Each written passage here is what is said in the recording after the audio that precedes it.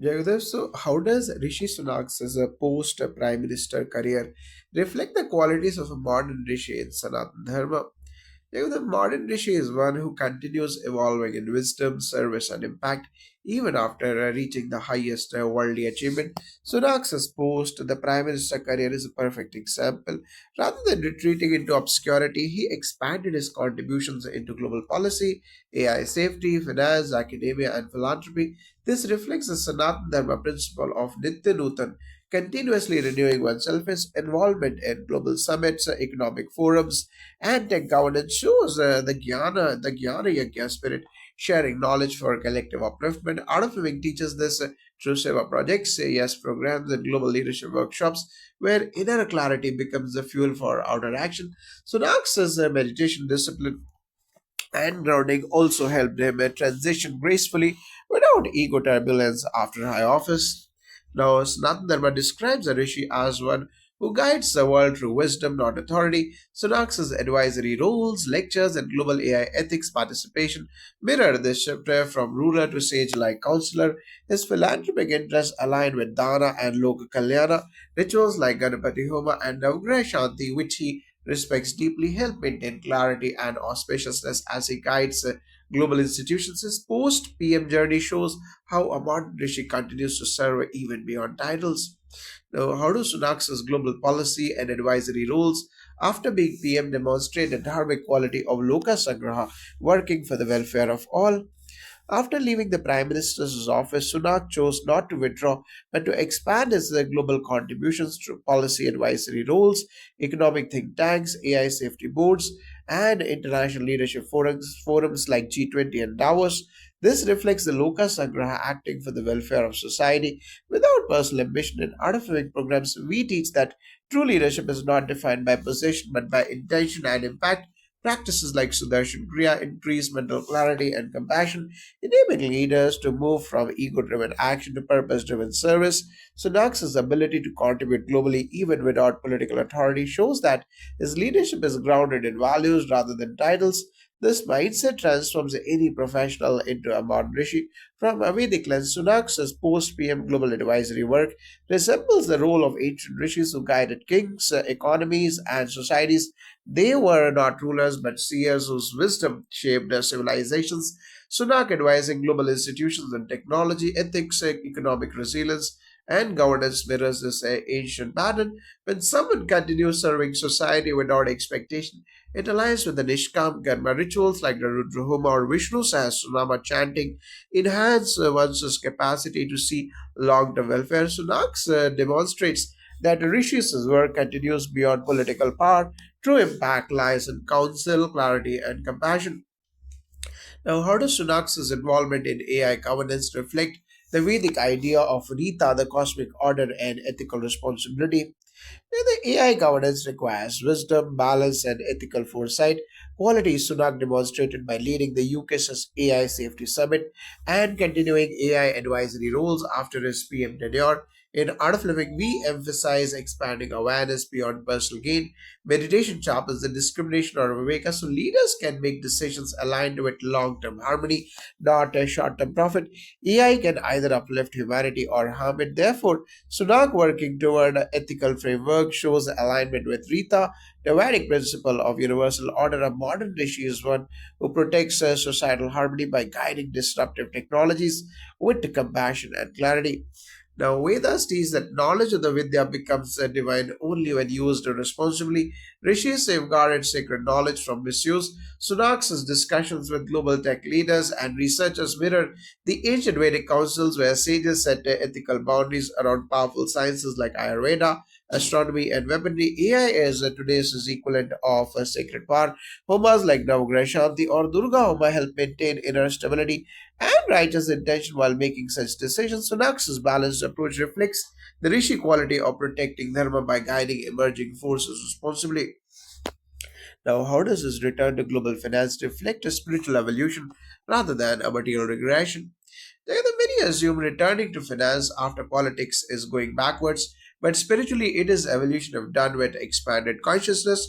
Sunak's financial expertise, from Goldman Sachs to TCI to Thalami, was always rooted in analytical discipline. After years of public service, returning to finance allows him to infuse ethics and stability into global markets. Art of Living workshops teach how consciousness enriches any profession. A leader who meditates makes compassionate financial decisions, supporting equitable growth rather than exploitation. Sunak's transition shows that spirituality does not require abandoning material life, it elevates it. In Sanatana Dharma, the world is not rejected, it is sanctified. King Janaka ruled a kingdom while being a realized sage. Sunak re entering finance with a broader public experience mirrors this path. With a deeper understanding of national economies and global welfare, he can now guide investments that support green energy, youth entrepreneurship, and stability, aligning wealth with Dharma. Lakshmi and Saraswati move together. True prosperity is both material and spiritual. His journey reflects the Vedic truth that work becomes sacred when aligned with wisdom. Now, how does Sunak's interest in philanthropy and foundation work align with the Vedic principle of dana or generosity? Now, Rishi Sunak's growing focus on youth education, digital literacy, and entrepreneurship training demonstrates the art of living principle that success must be shared in programs like Yes Plus. We teach young people to uplift others once they gain clarity and stability. Philanthropy rooted in selflessness purifies desire to power future generations, shows the modern Rishi quality of Tyaga, letting personal experience become societal benefit. This is not charity but consciousness in action. Now, Jagadev, dana is a sacred duty in Sanatana Dharma. Rishis established gurukulas, distributed knowledge freely, and ensured society thrived collectively. Sunak, focusing on education equality and global leadership, reflects this tradition. When leaders support youth, they nourish the next generation of Bharatiya Sanskriti. Homams like the Veda Dakshinamurti Homa are performed for enhancing intellect and wisdom. Qualities Sunak promotes through his philanthropic vision. This aligns with the ancient role of rishis who nurtured civilization through knowledge. Now, how do Sunak's academic lectures and university engagements express the role of a guru like guide rather than a politician? Thereby, returning to Oxford, Stanford, and global institutions as a lecturer, Sunak shifts from authority to guidance and evolution from political leadership to wisdom leadership. In Art of Living, Gurudev often says that knowledge shared becomes wisdom multiplied.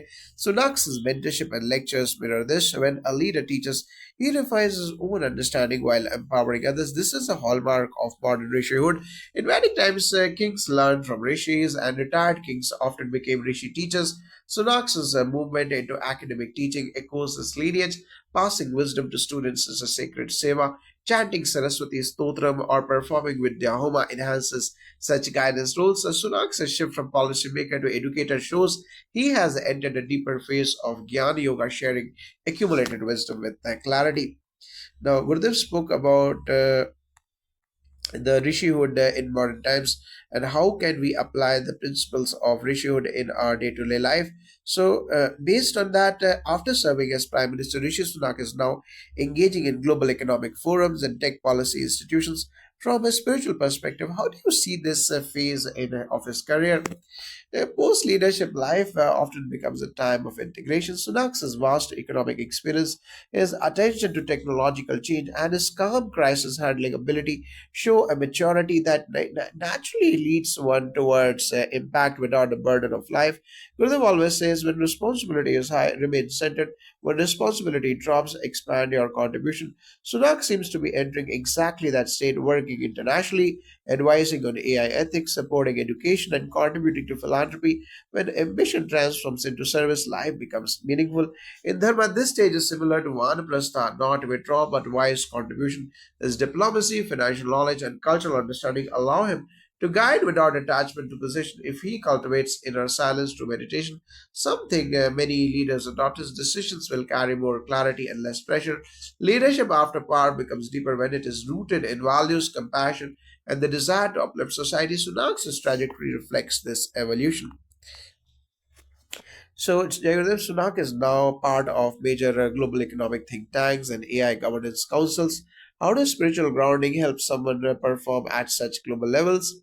When someone enters the global advisory space, especially in AI and economics, the mind must be razor sharp yet compassionate. His Holiness Gurudev Shri Ravi Shankarji often says, Technology must have a human heart behind it. Sunak's experience with macroeconomics and crisis management gives him the intellect, but spiritual tools give him intuition, sky breathing, sahat samadhi meditation, expand the awareness. Decisions become holistic, not reactive. Leaders who meditate naturally think beyond profit. They think of people, ethics, and long term harmony. This is exactly the place where Dharma enters the global stage. Ancient texts speak of Yuga Dharma, what is right for the era. Today, balancing AI with ethics is modern day Dharma. Sunak's Indian heritage and exposure to Sanatan values help him embody this when he advises institutions on global economic or tech policy. Subtle values like Satya, the clarity, Karuna, or compassion, and Viveka or discernment naturally shape his guidance. This combination of worldly knowledge and inner refinement is what made ancient rishis powerful, and it is what makes the modern leaders impactful. Now, Sunak continues to travel internationally, offering diplomatic insight. How can the spiritual practices help leaders maintain grace in high pressure global dialogue?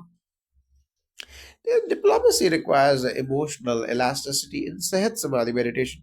The nervous system resets, allowing one to approach global negotiations without ego.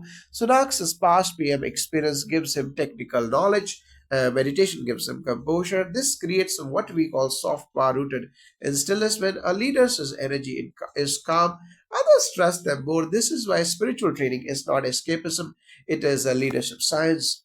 Now, in the Vedas, diplomacy is classified under Rajaniti, but it always begins with Atmaniti, the self governance. If Sunak maintains a disciplined spiritual routine, he will exhibit Tejas, the radiance, the Shama, or the patience, and Drishti, the clear vision. Diplomacy succeeds not by force but by inner balance. Rituals like Ganapati Homa or Navgraha Shanti, often done by families before major transitions, can create a subtle harmony in one's path. Leaders benefit from these energies even without seeking personal power because they align with the universal forces. Now, Sunak is now involved with the global education initiatives. How does spirituality contribute to shaping youth leadership? The youth today are brilliant but overwhelmed. Sunak's interest in future ready education aligns with the Art of Living's youth empowerment seminars. These programs combine breathing techniques, emotional resilience, communication skills, and teamwork, creating future ready leaders. Sunak advocates similar models globally. He becomes a bridge between ancient wisdom and modern learning. Education must teach students how to handle their minds, not just pass exams.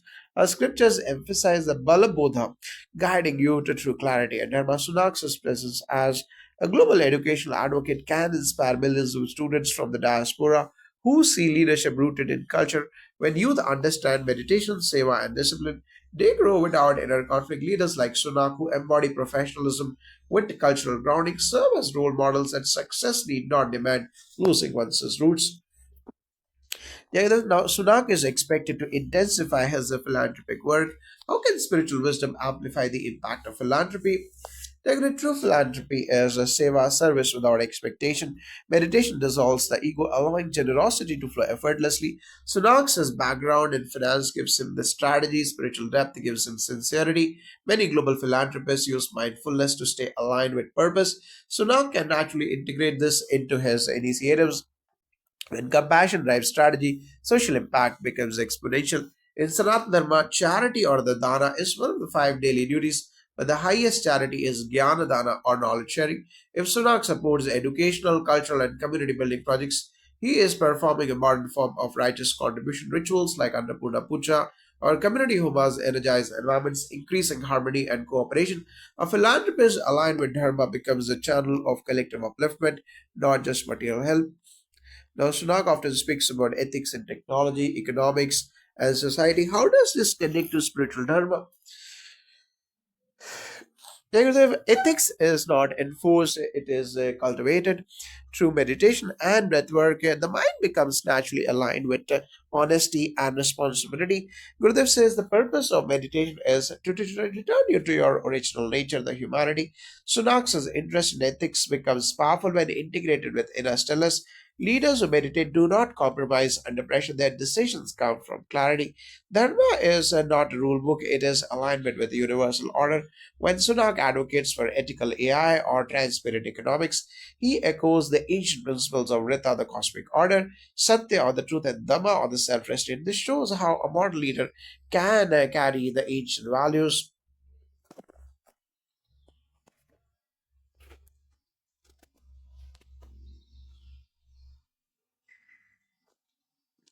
ancient values into cutting edge domains. Such integration is what truly defines the contemporary Rishi, one who blends intelligence with purity of intent.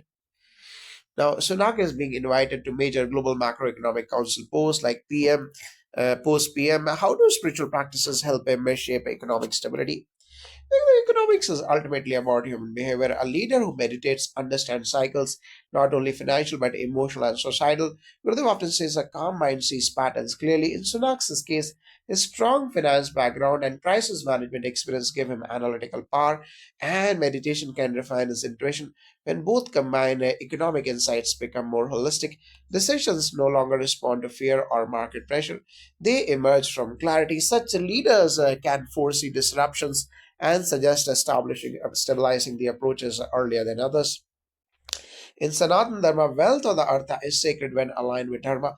Sunak's advisory roles can bring ethical thinking into global markets, conversations about equitable development, sustainable growth, and long term welfare. He can influence institutions to adopt fairness, transparency, and compassion, values rooted in Vedic economics. A Dharma aligned economist that does not chase numbers, he protects societal balance. This is where leaders benefit from humas like the Lakshmi Narayana or Vastu Shantri. They bring harmony to environments, influencing economic decision making. Now, Jagadish Sunak continues to work with AI governance boards. How can spirituality help leaders navigate AI ethics? The AI evolves faster than human emotional intelligence. Leaders need heightened awareness to balance innovation and safety. Practices like sky breathing and Sahat Samadhi meditation stabilize the nervous system, enhancing clarity and intuition critical in AI ethics where decisions impact the entire planet. Sunak's experience hosting the UK's Global AI Safety Summit shows he understands the responsibility with a centered mind. He becomes capable of shaping AI frameworks that are humane, not just efficient. The Vedas place tremendous emphasis on Viveka discernment. AI ethics is modern Viveka. Leaders like Sunak, who honor the heritage while engaging with future technologies, naturally bring the Shivasa's quality of awareness. Dharma states power without wisdom becomes destruction. If tech evolves without ethics, society suffers. Rituals and mantras calm the subtle mind, helping leaders maintain purity of intention. Sunak's cultural grounding makes him valuable in shaping globally acceptable AI dharma. Now, how is joining global policy institutes and how does spirituality help someone shape public policy with balance? Yeah, the policy often collapses when ego or stress dominates. Meditation expands the perspective. Gurudev teaches leaders to see the world as one family, the Vasudhaiva Kutumbakam. When Sunak enters advisory panels, his decisions can reflect inclusiveness, not political pressure. Spirituality helps leaders focus on long term societal welfare. Reducing reaction based policies, arrested mind produces wiser regulations. In scriptures, the public policy resembles a larger dharma, the duty of governance. Even after leaving office, a leader still carries responsibility for global harmony. Sunak's policy recommendations can integrate fairness, environmental dharma, and human dignity. Without spiritual grounding, policy becomes mechanical. With dharma, it becomes transformative. Vedic rituals cleanse the mental fatigue accumulated from years of governance, allowing him to function with renewed clarity. Now, Sunak remains active in diplomatic dialogues. And what inner qualities support diplomacy? The diplomacy requires not only intelligence but emotional stability. Meditation reduces stress responses, making one less reactive during tense negotiations. Sunak's past experience at dealing with a global crisis gives him a strategic maturity, and spiritual practices deepen patience, a key diplomatic virtue. When the mind is calm, even complex international issues appear solvable.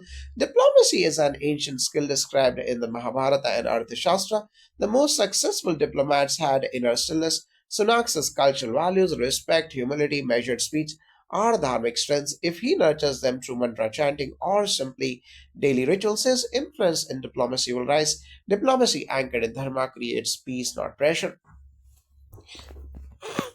Now, Sunak is supporting global education and philanthropic innovations. How do these align with dharmic leadership?